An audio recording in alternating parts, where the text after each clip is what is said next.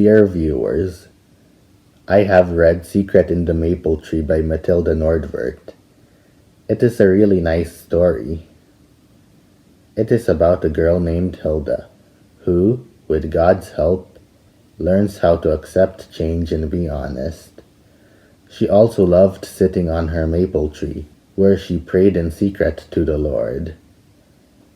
The book was pretty good and you should read it too. Anyway, here is my version of the story. I hope you enjoy. Owner of Valley of Hope Productions.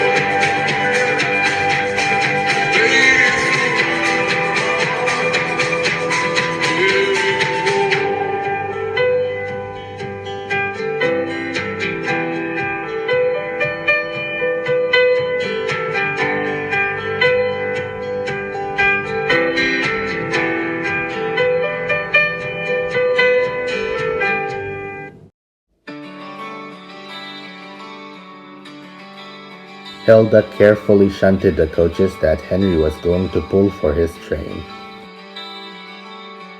Henry seemed really excited today and was in a very good mood. "You're a good shunter for an 8-year-old, he said as he prepared to leave the station.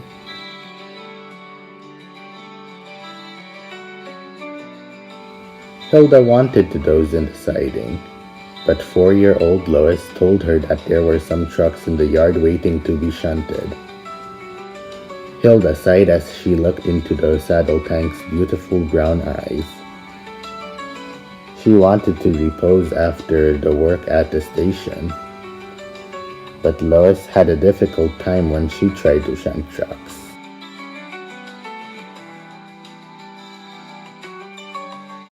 After shunting in the yard, Hilda saw James. He was calm.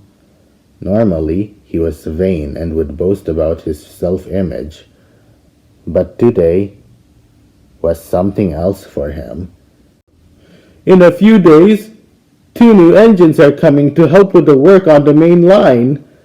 Less trucks for us, and some good relaxation in the sheds. Wouldn't you just love that?" Hilda felt an uneasiness in her boiler. Perhaps the other engines wanted them, but she didn't. She just wanted things to stay the same. The next morning, Hilda was more hopeful when she decided to speak to Miss Gracie about her feelings. As she steamed to the station, she saw the maple tree that she always wished on. "I wish 2 new engines will not come to the main line," she said. I wish that things will just stay the way they are." Later, Hilda spoke to Miss Gracie about it.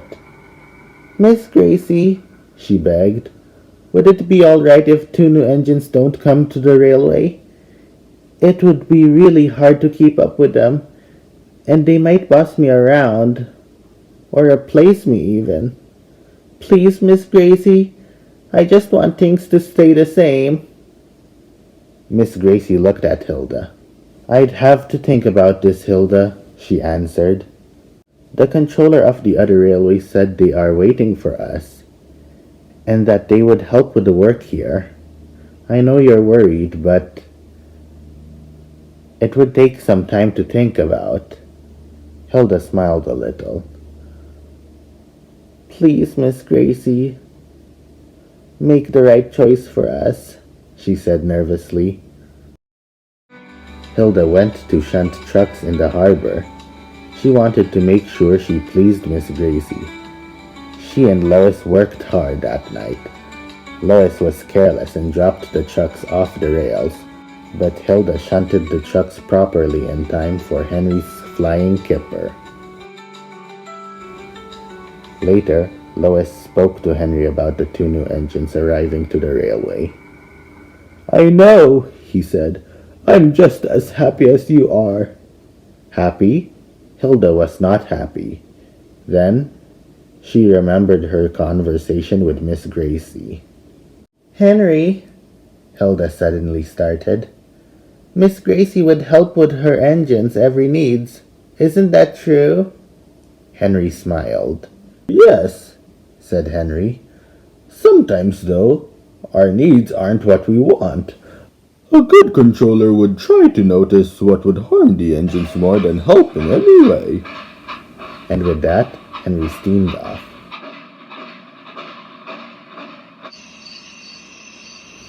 That night, in her sheds, near the maple tree, Hilda thought about Henry's words. She had an uneasy feeling. What if Miss Gracie agreed to buy the new engines? What if the new engines came after all?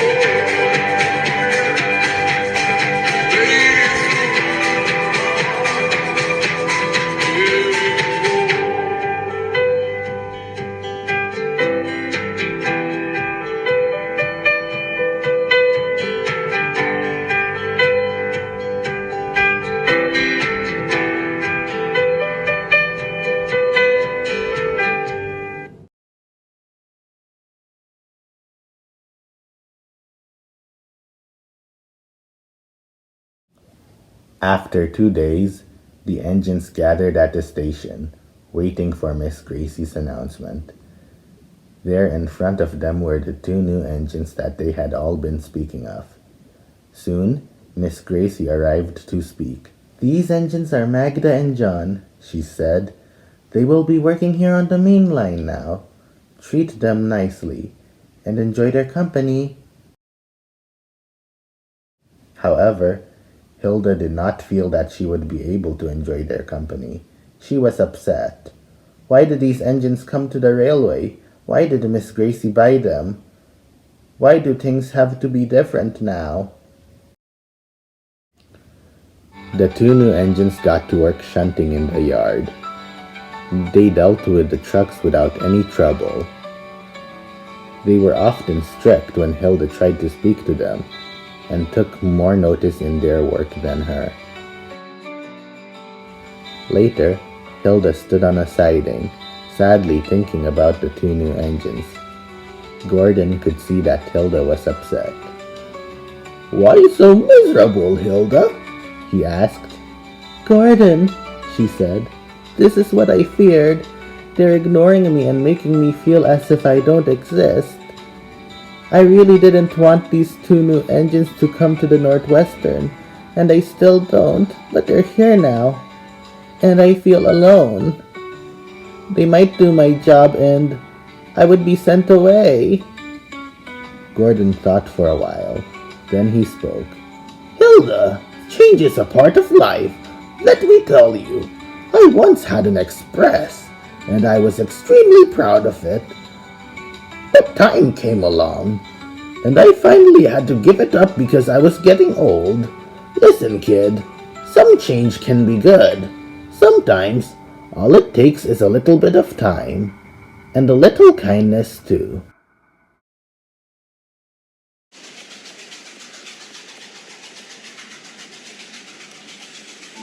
As Hilda headed towards her shed, she noticed that her regulator broke, and that she could steam on no longer. Soon, one of the new engines came to rescue her. Ah, I could see you have broken down, isn't that right? Hilda did not answer, for she was afraid that the new engine would make fun of her. But she didn't. Well, if that's the case, let me help you home.